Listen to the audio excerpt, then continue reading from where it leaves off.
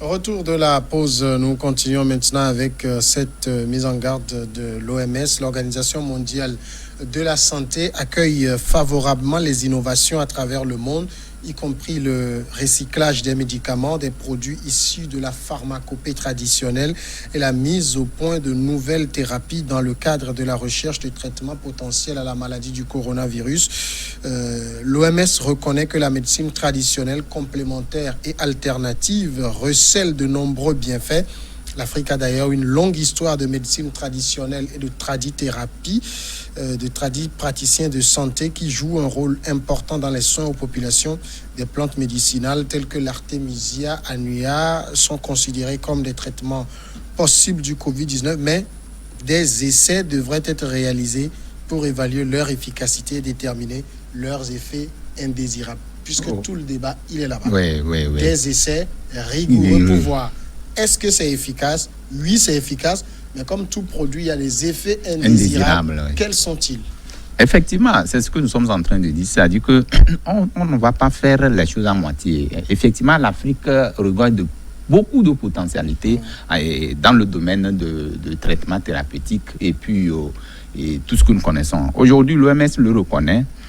Sauf que dans un angle donné, on n'arrive pas à prouver par des essais cliniques cette possibilité de trouver exactement quels sont les effets ou quels sont les éléments qui peuvent rentrer en jeu par rapport au traitement thérapeutique. Donc, je crois que c'est un constat que l'OMS a fait, qui est connu même de toute l'Afrique et qui est connu de par le monde, qu'aujourd'hui l'Afrique reste et demeure un continent où les grandes recherches peuvent provenir de là. C'est-à-dire que nous avons les plantes, nous utilisons des plantes aujourd'hui qu'on utilise ailleurs, qu'on a pu expérimenter, avoir des produits et qu'on nous envoie sur le territoire, enfin sur le continent.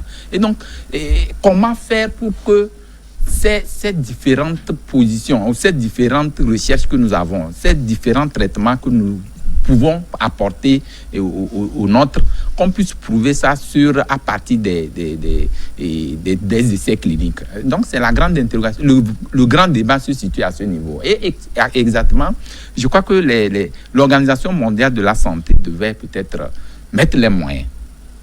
Ça, c'est une proposition ou peut-être c'est une analyse. Mettre les moyens pour accompagner, si tant est que l'Afrique a de ces potentialités, qu'on les mette ensemble, et la médecine traditionnelle et la médecine moderne, qu'on essaie de voir dans quelle mesure on peut faire l'alternance, c'est-à-dire que faire de manière à ce qu'on mette les deux ensemble, la complémentarité justement, pour pouvoir relever un certain nombre de choses.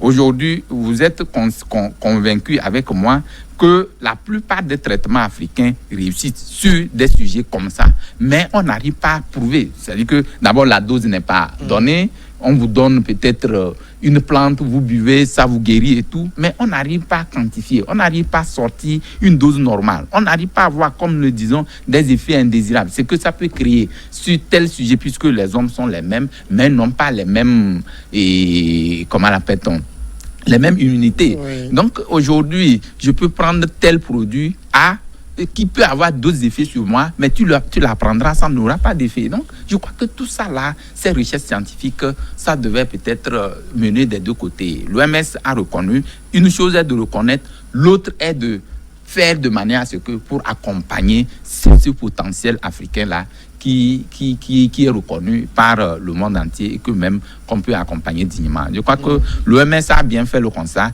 Nous, Africains aussi, nous devons prendre conscience de cette situation, que nous sommes forts, mais nous pouvons mettre les moyens justement pour approuver ou pour prouver ce potentiel que nous avons, qu'on puisse aller loin.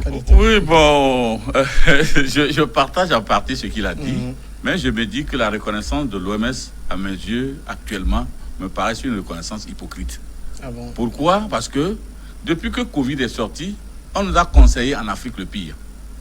Malheureusement, des gens sont en train de conseiller. ils ont fait des prévisions. Des prévisions du pire. Ouais. De toutes les façons. L'Afrique a toujours eu le pire. Donc, pour ça, c'est peut-être par rapport aux moyens dont l'Afrique dispose. De toute façon, il faut qu'on parte de là.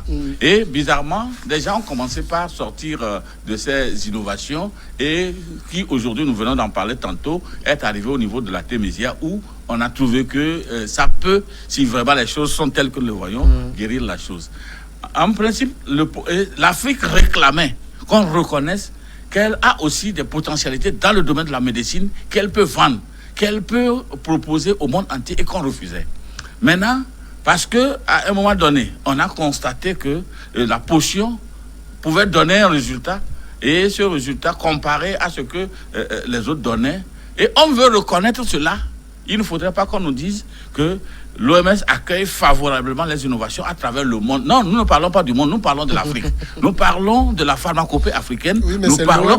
c'est l'Organisation mondiale. Non, ce qui est sûr, c'est que l'Organisation mondiale avait reconnu les autres sans associer l'Afrique. Aujourd'hui, qu'il y a question de l'Afrique, qu'on parle également de l'Afrique, que nous reconnaissons aujourd'hui que l'Afrique, avec sa pharmacopée, qui mérite d'être allée visiter. Est-ce que vous voyez? C'est ça qui nous donnerait un peu du poids. Qu'on nous dise que c'est reconnu, il y a des innovations dans le monde, y compris le recyclage des médicaments et des produits de la pharma. Le recyclage, vous voyez, c'est des éléments qui sont péjoratifs un peu pour l'Afrique. Nous voudrions qu'on dise aujourd'hui que l'Afrique aussi est capable de pouvoir proposer. Et que même quand elle propose dans des dispositions qui ne sont pas hygiéniquement bien, qui ne sont pas choses scientifiquement bien, on peut récupérer, améliorer, parce que aujourd'hui la Mercedes qu'on roule n'était pas la Mercedes qu'on avait créée, découvert au plus bas bord. C'était juste quelque chose qui a été amélioré au fil du temps pour devenir les rares que nous pilotons aujourd'hui. Donc, il va falloir qu'on vienne à la source et qu'on voit ce que les gens proposent et qu'on regarde et qu'on étudie et qu'on développe. Et qu'on améliore et qu'on dise que... C'est-à-dire, c'est à l'OMS de faire le pas vers l'Afrique ou c'est le contraire, enfin dans l'autre sens que ça doit se faire? De toutes les façons, eux, ils sont là, c'est pour proposer au monde des produits qui sont... La preuve, c'est que nous avons utilisé certains produits qui sont retirés purement simplement des pharmacies parce que ça va tuer. Oui. C'est normal. D'ailleurs, moi, je suis quelqu'un, quand je vois un produit et ce n'est pas certifié par l'OMS, je ne prends pas, je me dis que ça contient plus de danger parce que ce n'est pas universellement reconnu. Mais si le produit que moi j'ai toujours apprécié, universellement reconnu, doit être retiré un jour, les camoquins, tout ça là, doit être retiré du commerce un jour parce que ça crée des problèmes, ça veut dire que quelque part également, il peut y avoir des erreurs là-bas. Et maintenant, nos ancêtres, dans ce pays, je connais des gens qui ne sont jamais allés à l'hôpital moderne, mais qui ont vécu plus de 100, 150 ans. Est-ce que vous voyez? Donc, on ne peut que comparer deux choses. Ça veut dire que quelque part, ils ont utilisé une méthode de traitement qui avait réussi jusqu'à un certain moment donné. Même si aujourd'hui, il y a des éléments qu'il a sortis et auxquels je veux vraiment que des gens y aillent. D'abord, trouver que la Témésia peut traiter le coronavirus, c'est bien, mais quoi dans cette plante-là arrive à traiter? Comme ça nous permettrait de faire une synthèse, rien que des principes actifs, et de produire des trucs dans des petites capsules, comme les capsules qu'on nous vend, au lieu de traîner de longues bouteilles, comme j'ai vu sortir l'autre fois. Donc, ça peut également. Maintenant, de quelle façon on peut conserver ce produit pour qu'il le produit peut être bon. Quand il est mal conservé, il peut donner des trucs connexes auxquels on va attribuer la responsabilité au produit. Donc, comment conserver cela va se poser. Maintenant, comment administrer cela pour que ça puisse respecter les différentes étapes d'évolution de la personne et puis les dispositions physiologiques et biologiques de la personne. Tout ça là, c'est des éléments vers lesquels nous devons également aller. Alors, comme Mayaba, Kofi Kenitom dit quelque chose d'intéressant, c'est que quand l'OMS dit que la médecine traditionnelle doit faire l'objet d'essais cliniques rigoureux, on peut être d'accord, mais il a donné un exemple. On nous avait donné des produits dans les officines et quelques années après, on est venu les retirer. Alors que ces produits avaient fait l'objet d'essais cliniques rigoureux. Et on découvre après que c'est plutôt dangereux pour la santé. Finalement, il y a peu de crédibilité de la part de l'OMS dans son processus d'homologation de produits. dans sa rigueur. Non, en fait, là, je ne vois pas ça dans ce sens-là. Parce que, vous savez, le monde évolue à des niveaux donnés aussi. Il peut avoir la maladie, enfin, et le produit peut changer ou avec l'évolution du climat, de la situation, ça peut prendre une autre forme et qui ne répondent pas. C'est pourquoi, justement, il y a certains produits qu'on laisse, qu'on crée d'autres. Parce que en rapport avec justement l'évolution. Vous avez vu, il y a des débats. Il y a un produit là dont le nom m'échappe, mais qui avait fait des dizaines de morts. Oui, ça Oui. je suis d'accord. C'est-à-dire qu'actuellement, les produits qu'on retire des marchés. On a retiré certains produits parce qu'on a constaté que ces produits étaient la cause des morts qu'on ne soupçonnait pas. Est-ce que vous voyez? Donc, après cette analyse rigoureuse, ces produits ont quand même tué. Oui. C'est ce que nous disons aujourd'hui. Oui. C'est ça le drame. Non, c'est des erreurs. Enfin, ça ne. Et puis ça a circulé pendant plusieurs années. Parce qu'il suffit que le produit vienne des États-Unis, France, Espagne, tout ça, des pays développés, pour qu'on nous dise, parole d'évangile, les essais ont été rigoureux parce que ça vient de là. Mais quand c'est de l'Afrique, non, il n'y a pas de rigueur derrière. On connaît l'Afrique, ils n'ont pas les laboratoires, ils n'ont pas le système pour faire les essais cliniques. On peut facilement accepter quand ça vient des autres, mais quand ça vient de l'Afrique, c'est comme si on lui demande de faire 20 fois, 30 fois, 40 fois. Il y a la politique mercantile qui suit tout ça. Vous voyez, nous sommes nés, toi et moi, nous sommes nés dans l'huile rouge. Oui. Depuis que ces choses végétales sont sorties, on ne sait pas de quels végétaux, on a trouvé que notre huile rouge là c'est ce que nos grands-parents ont mangé, ont bu, même en cas d'intoxication. D'intoxication. On donne l'huile rouge tu vomis ce que tu as bu. Mais nos enfants que nous avons aujourd'hui ne sont pas... ils sont différents de Non, ce que je dis, nos enfants ne peuvent pas résister à ces décoctions dont nous parlons. C'est-à-dire que la situation... Oui, justement, parce qu'on ne les a pas... Nous, mais si, c'est parce que...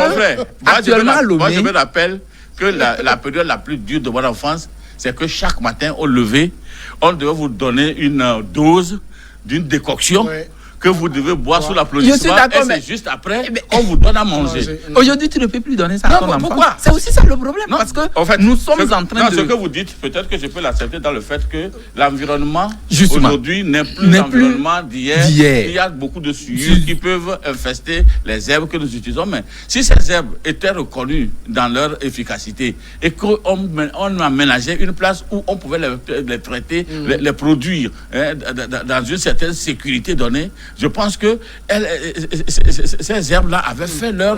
on ne nie pas leur efficacité. Quand on les prépare, ça bout à des degrés très élevés. Du coup, beaucoup de virus ne résistent pas à ce genre de degrés.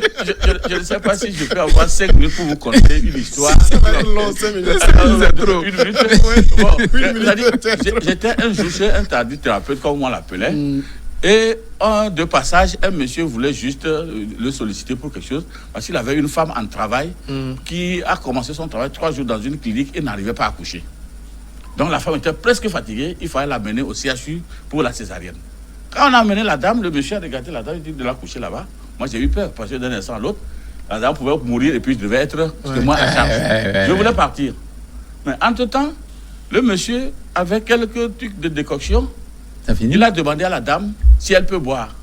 Il a dilué ça dans l'eau et quand elle buvait, il a pris une pincée, il a tracé de la poitrine jusqu'au pubis. La femme a couché. Je lui ai posé la question, mais comment ça s'est passé? Il dit, oui, mais tu sais, l'enfant dans le ventre est toujours assis la tête vers le haut.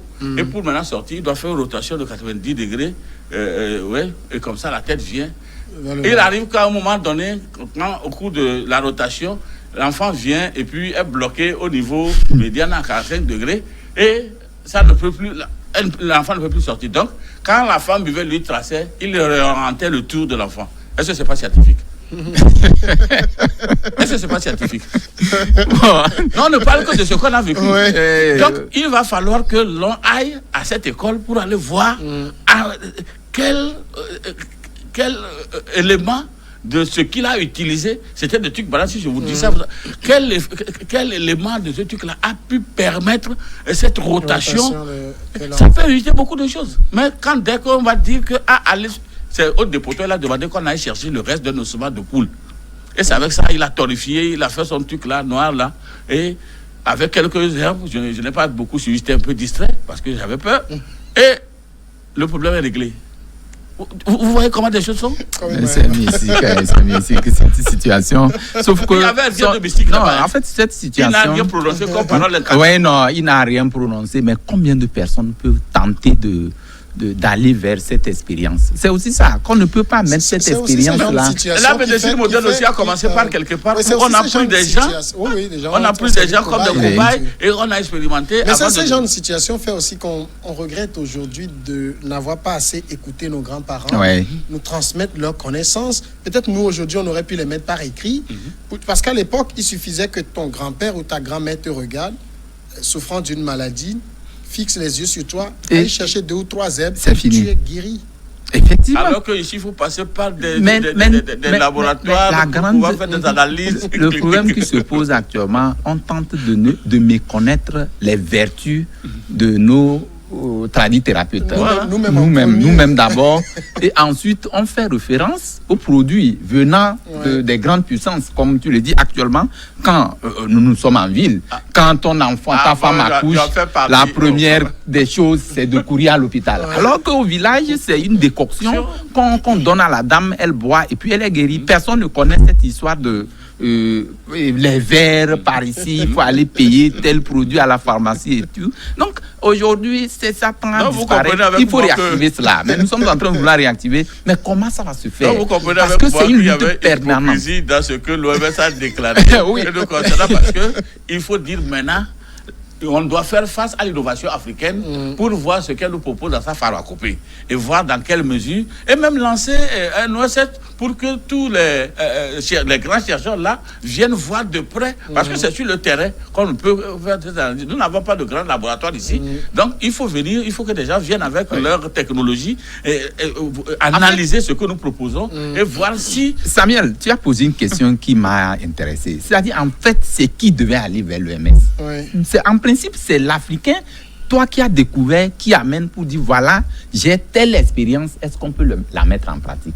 C'est nous qui allons aller vers l'OMS. Si tu as ton produit, que tu la gardes... Pour revenir en vie? Pardon? En principe, on prend tous les garde-fous. Voilà, on prend tous les garde-fous. Là, je suis d'accord. Il faudrait qu'on commence d'abord par là, parce qu'il y a beaucoup d'expériences, en fait, beaucoup d'anecdotes. Je les appelle anecdotes parce que je ne les ai pas vécues, qui déplorent malheureusement cette aller vers et son retour. Et même à un moment donné, on peut même choisir l'OMS qui peut être habité par un pays africain. Ça ne peut pas être toujours... Oui, je l'ai dit quand même, le directeur de l'OMS, c'est un Éthiopien. Vous connaissez le problème de sida avec le Ghanéen.